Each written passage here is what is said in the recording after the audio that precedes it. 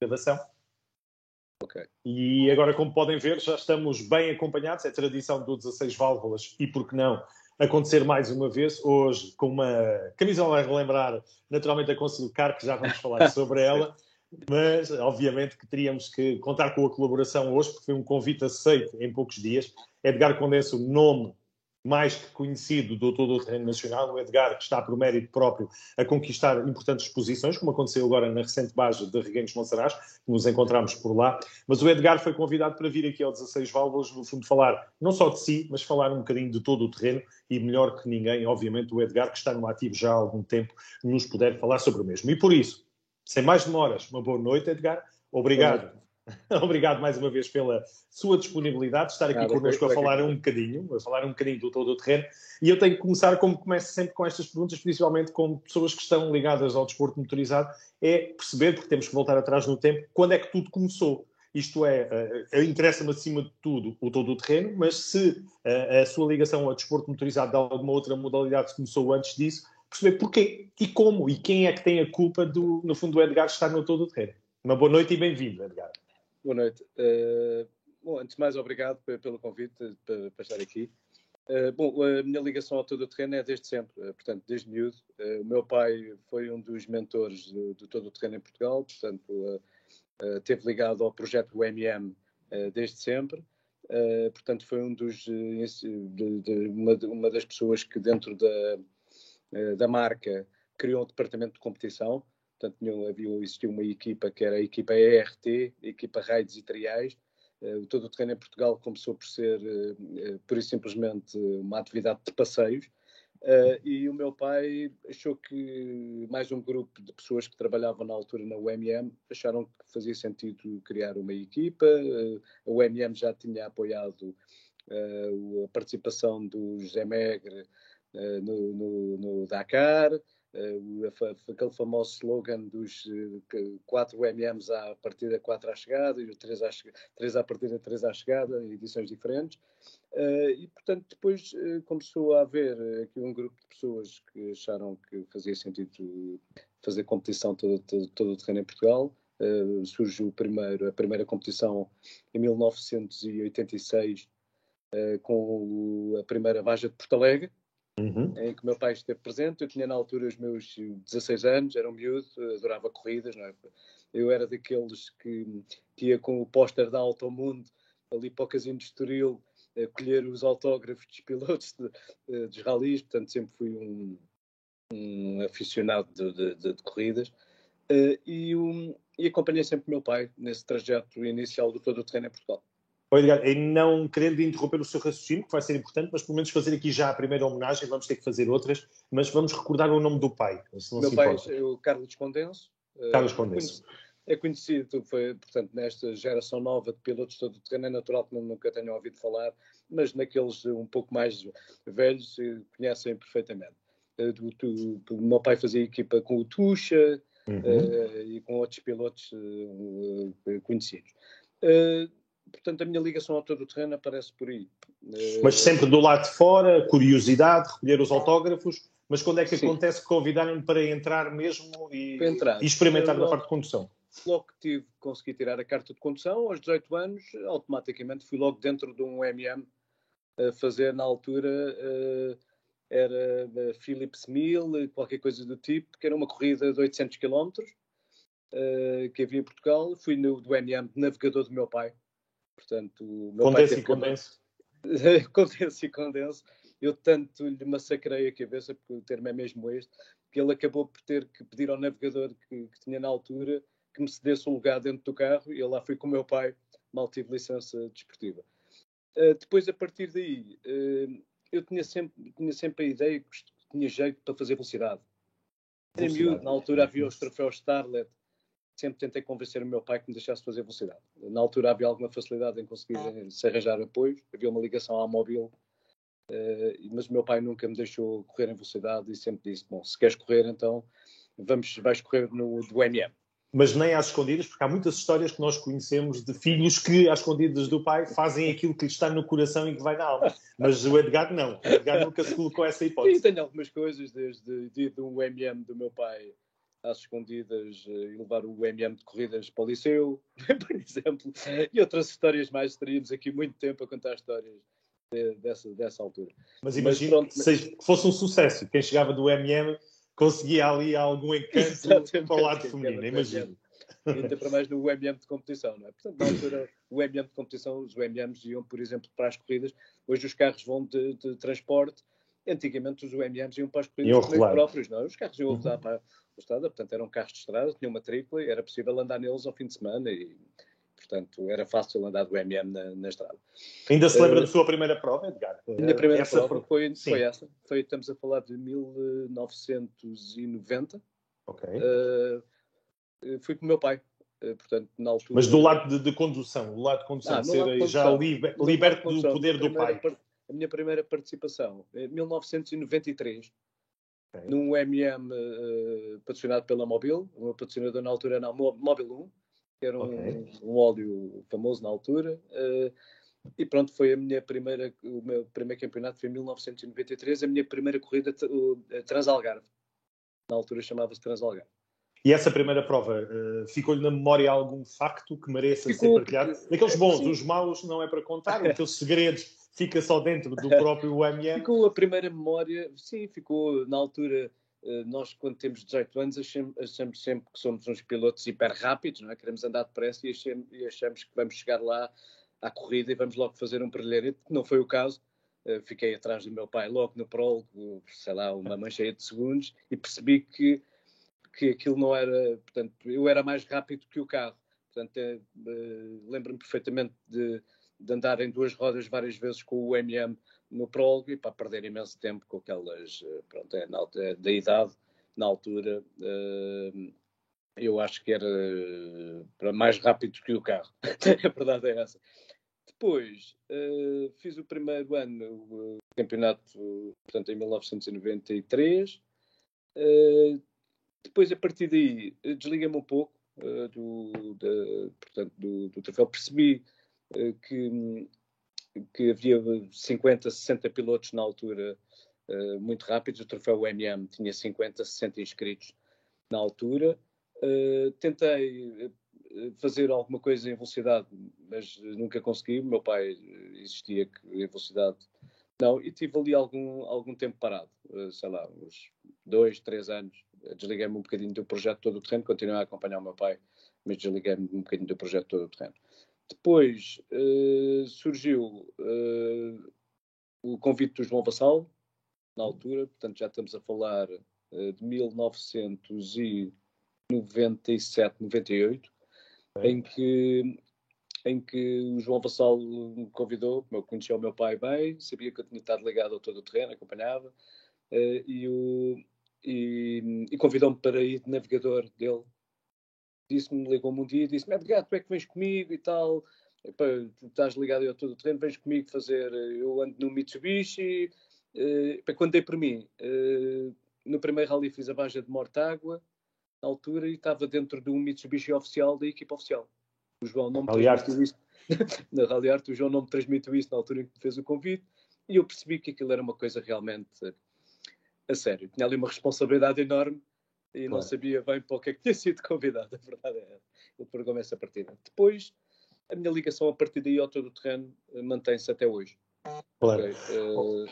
Edgar, e é claro que fica também marcado, podemos dizer, no sítio mais favorável, a presença de uma prova internacional. Recorda-se também disso, dessa possibilidade, portanto, a nível nacional sempre bem, mas uma presença internacional que fica marcante, pode-nos relembrar também, tem essa memória? Tenho, portanto, na altura, na equipa oficial, eu fiz com o João alguns rallies 98, 99, depois a partir daí montei um projeto próprio, com o Mitsubishi, comprei um Mitsubishi, um 3500 V6, na altura um V25, preparei-o numas oficinas de um credenciado mecânico, ligado ao todo o terreno na altura. Fizemos o carro, consegui arranjar os apoios de duas construções Mitsubishi, de uma gasolineira também, e pronto, e a partir daí fiz, portanto, o campeonato nacional. Na altura, os carros T2 de hoje eram na altura os T1s, portanto havia uma série de Mitsubishis a correr em T1, éramos, sei lá, 5, 6 Mitsubishis, havia muita competição, era muito engraçado. Depois fui evoluindo o Mitsubishi, portanto passei depois de um V25 para um Evolution, com que fiz o campeonato, na altura era o campeonato da Europa de todo o terreno, fiz a Baja de Itália e algumas bajas lá fora. Nessas minhas participações lá fora, conheci o Rui Sousa e o Carlos. Já os conhecia, mas tive ali partilhávamos algumas coisas porque eles estavam a fazer essa taça internacional também na altura.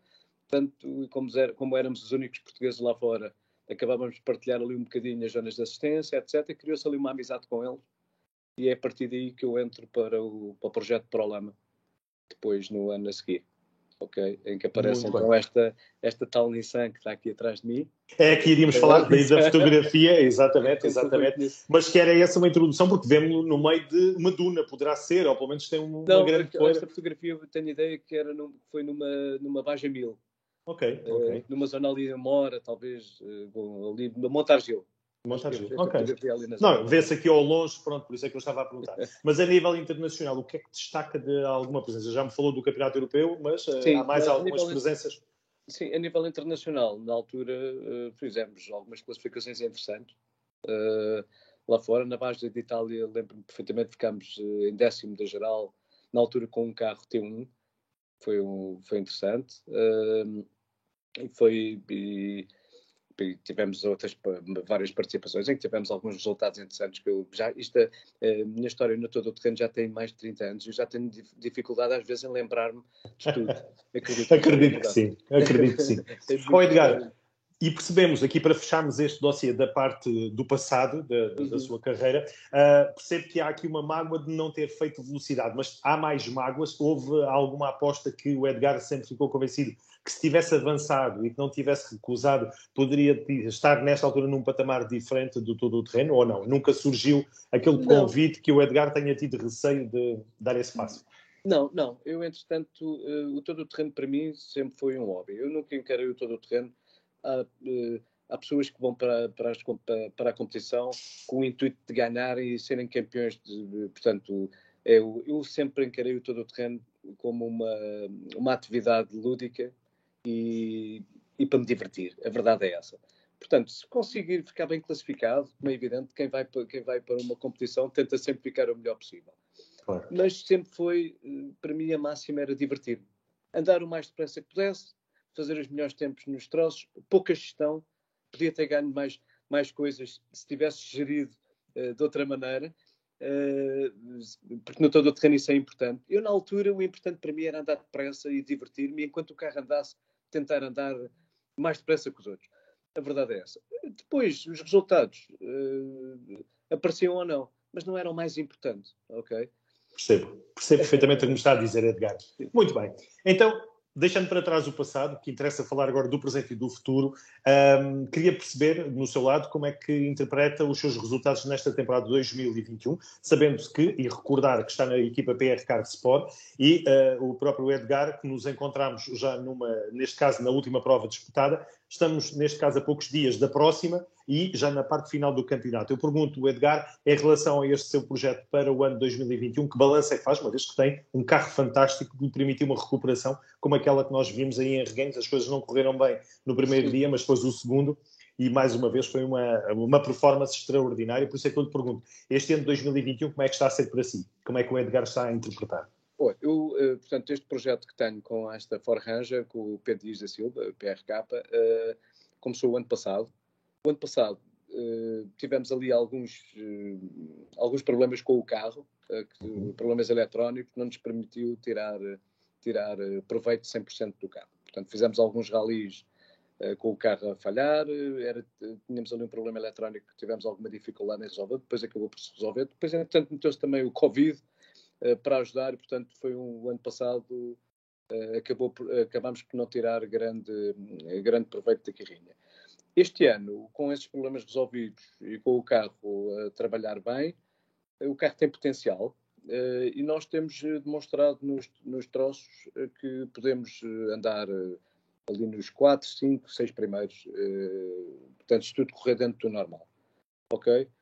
Tem havido alguns azares com alguns furos e agora nesta corrida em Reguengos, tivemos ali um problema no primeiro troço com o gasóleo, não é? Porque o carro não tinha pressão de gasóleo suficiente e fizemos o primeiro troço com muita dificuldade. Mas depois do carro estar bom e o carro, se estiver 100%, realmente o carro tem potencial e eu estou cada vez mais adaptado ao carro, a guiar o carro, e estou convencido que vão aparecer resultados interessantes. Claro que sim. A propósito da Baja de TT, capital dos vinhos, deste caso de Portugal, não é? Em Reguengos de Monsaraz, era inevitável voltar a um tema que só trocámos por mensagem. A sua abordagem, e aqui é importante para que as pessoas tenham noção, principalmente quem estava na rotunda da zona de São Pedro do Curval, o Edgar era o único piloto corajoso em que faz a rotunda, que lá estava, não pelo lado direito, onde todos aqueles onde eu tive a ocasião de verificar, todos passaram pelo lado direito, mas o Edgar passou mesmo pelo lado esquerdo, foi o único. E eu tive a curiosidade de perguntar se foi um erro na interpretação da carta ou se foi versão própria. Responda-me agora, que para toda a gente ouvir, porque é que fez a rotunda pelo lado esquerdo, na descida. A primeira vez que passei naquela rotunda, a leitura que tenho da rotunda é que ela é mais rápida se eu passar pela esquerda. Pela direita, faço uma volta maior. Tudo bem. Obriga a levantar o pé por causa do lado direito, não é? Eu também fiquei com essa percepção, mas ninguém mais fez isso. Consigo fazer uma trajetória mais direita, apesar de que depois à saída posso perder ali ligeiramente, mas aquilo que ganha à entrada da rotunda compensa aquilo que perca à saída. Isto é a ideia que eu tenho. Agora, se é verdade, se não, eu depois passei lá mais 2 vezes. A última vez que lá passei, o meu navegador do Serrão ainda pensou, bem, ele desta vez vai pela direita, mas eu disse, não, eu vou pela esquerda outra vez. E acabei por fazer pela esquerda outra vez. Estou convencido que posso ganhar ali qualquer coisa, mas não sei, não tenho a certeza disso. Pegou uns sustos ali à rapaziada que estavam todos à espera do outro lado, mas fica sempre bem, que é para eles estarem atentos também. Mas percebi que passar ali pela esquerda também não iria pôr ninguém em perigo, e jamais, se eu percebesse que iria pôr público em perigo, ou as autoridades, etc. Eu percebi que estava um GNR a primeira vez, um agente da Guarda Nacional Republicana, que estava ali mais perto da rotunda, e percebi que dava para passar sem lhe pregar um grande susto. Ok? Perfeitamente esclarecido, e acho que justifica perfeitamente a sua análise, que está, na minha opinião, que, como lhe digo, estou do lado de fora, pareceu-me ser correta, mas o tempo dirá. Edgar, estamos a poucos dias de mais uma prova, neste caso a penúltima do campeonato de 2021. Vamos para uma base completamente diferente, neste caso nova, que ninguém conhece. Pergunto-lhe o que é que tem de expectativa. Como é que vai ser esta Baja do Oeste? Organizada pela Escuderia de Castelo Branco, só deixar essa nota. Sim. A Escuderia Castelo Branco habituou-nos sempre a organizações boas. Portanto, as corridas que temos feito deles ao longo dos anos são sempre pautadas por bons troços, por boa organização. Portanto, eu estou convencido que esta Baja está tudo um bocadinho na expectativa, porque a região é uma região virgem a nível de todo o terreno. Eu conheço ligeiramente, como faço BTT, conheço relativamente bem aquela zona, e estou um bocadinho curioso para perceber como é que vão fazer troços tão compridos numa região que é tão retalhada, tem tantas povoações e tantos caminhos, tem que se cruzar muitas vezes o asfalto, não sei. Mas estou um bocadinho curioso. A nível de traçado, eu penso que vai ser uma prova forçosamente mais lenta do que aquilo que apanhamos noutras zonas, não é? Claro que sim. E em relação à última etapa, a Porto Alegre, presença assegurada, Edgar, com que objetivo? Mais uma vez, andar à vontade, um traçado que conhece, já deve ter feito para aí o quê? Eu estava a fazer contas, se calhar em uns 20 Porto Alegres ou mais. Sim, talvez mais. Sim, mais. Porto Alegre é sempre aquela corrida que nós nunca sabemos, podemos ter o melhor carro, podemos estar muito bem preparados, mas é uma corrida que tem muitas nuances, pode acontecer muita coisa. Já me correu muito bem, já me correu muito mal. Este ano o carro este carro é um carro que eu considero fiável.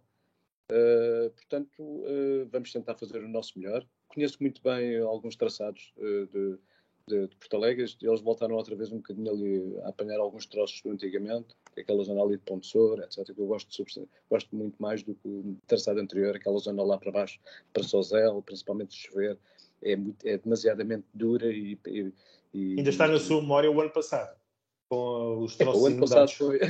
O ano passado, Porto Alegre, para nós, resumiu-se ao prólogo, uma situação estúpida, em que tentei cortar ali numa zona para fugir ali a uma zona que tinha um bocadinho de lama, percebi que já tinham cortado ali por aquele sítio, e fui lá meter o carro e depois acabei por tombar o carro no prólogo, estupidamente. lá está. São aquelas que é Porto Alegre, não é? É Porto Alegre. É Porto Alegre. O ano passado foram as condições meteorológicas que fizeram com que Porto Alegre fosse uma grande aventura, não é? É verdade, é verdade. Então, a parte final da nossa conversa, obviamente, é falar do futuro. Pergunto-lhe já, o futuro começa a seguir a Porto Alegre 2022, mais For Ranger, ou o que é que está previsto, o que é que o Edgar pensa que poderá fazer no próximo ano? 2022 vamos fazer alguma coisa, como é evidente, temos conseguido, estamos nesta fase agora a montar a parte financeira do projeto. É nesta altura, outubro, novembro, que temos as reuniões com os nossos patrocinadores. E nos últimos anos temos conseguido sempre montar este projeto todo o terreno, que é cada vez mais difícil porque as coisas são realmente caras. Está tudo bem encaminhado. Tivemos já 2 reuniões com os 2 principais patrocinadores, portanto a parte financeira praticamente está assegurada. Agora, para já... Há mais hipóteses em cima da mesa do que a sua For Ranger?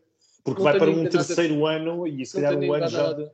Certo, não tenho nada ainda definido, portanto, com o Pedro Dias da Silva, com a equipa PRK, mas para já tudo indica que sim, que será dentro do mesmo tipo de projeto que tivemos este ano, será para manter. Talvez as corridas internacionais, gostei muito de ir à Baja da Polónia, e acho que vale a pena, apesar de não nos ter corrido bem, mas gostei muito daquilo que vi, gostei muito dos troços, e penso que é uma Baja a ter em conta.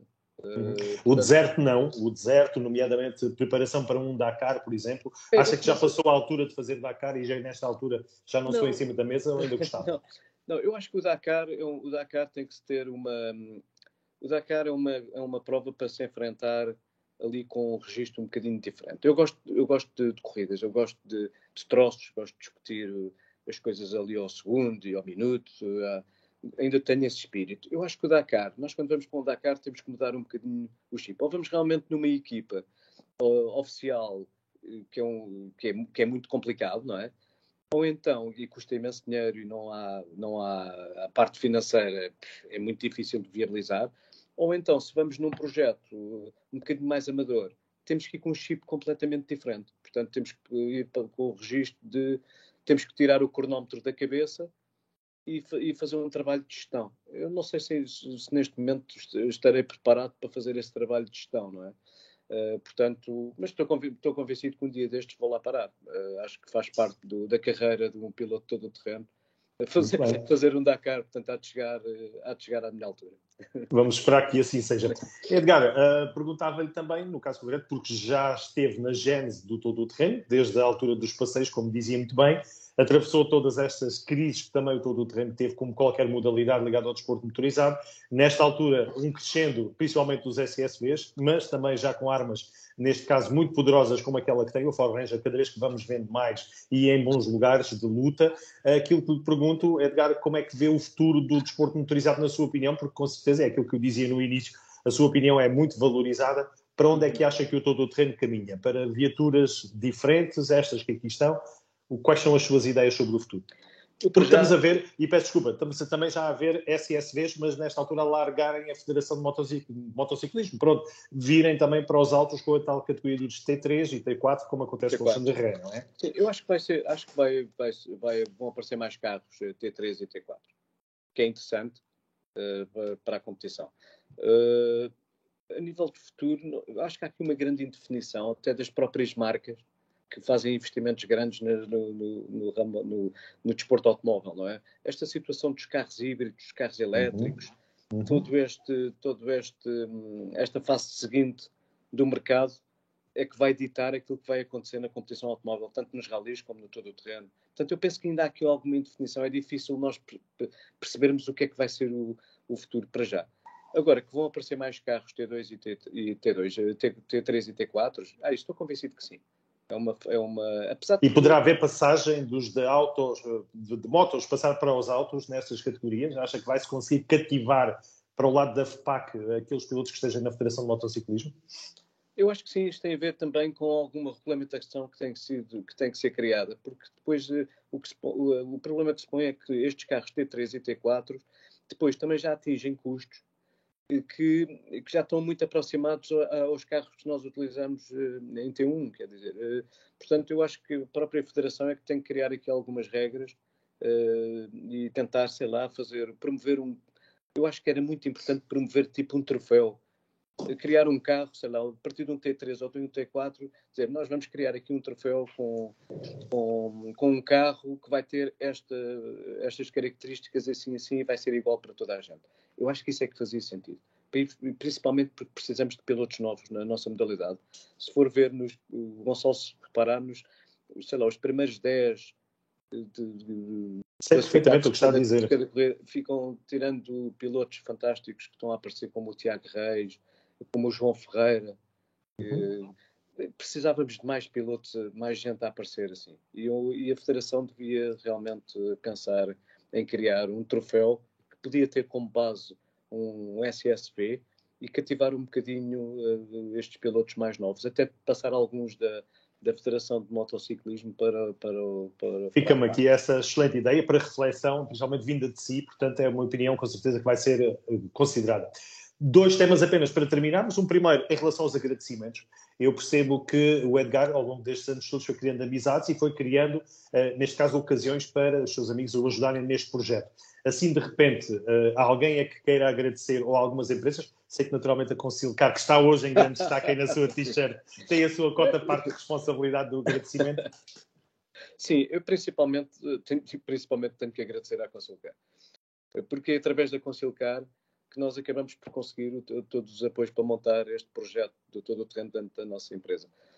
São empresas que têm parcerias comerciais com a Concilcar ao longo de anos e que tenho que agradecer muito à SNG, principalmente, que é parceira da Concilcar há muitos anos, através do Sr. Sérgio Levi, que é o CEO da empresa e que nos tem apoiado desde sempre neste projeto de todo o terreno, e sem ele seria muito difícil montar o projeto de todo o terreno dentro da Concilcar. E depois também, este ano, ao Banco Credibon, que nos apoiou também de uma maneira forte, e principalmente são estas 2 entidades que têm e pessoas que mereçam aqui um agradecimento, que ainda não tenha tido ocasião de expressar com elas próprias, mas que vai aproveitar esta ocasião.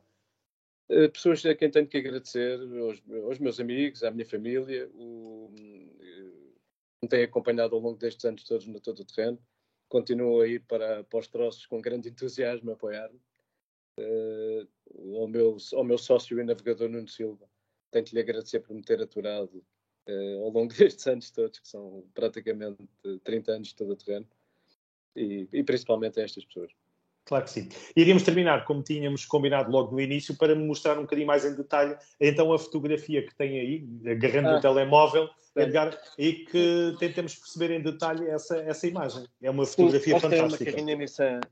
Mas tem outra aí ao lado, que também vou querer saber. Mas essa aqui, esta carrinha Nissan é uma carrinha que me deixa grandes recordações. Foi, no fundo, o primeiro carro de corrida a sério. Era uma carrinha com motor 3500 V6, fantástica na altura. Consegui boas classificações com este carro.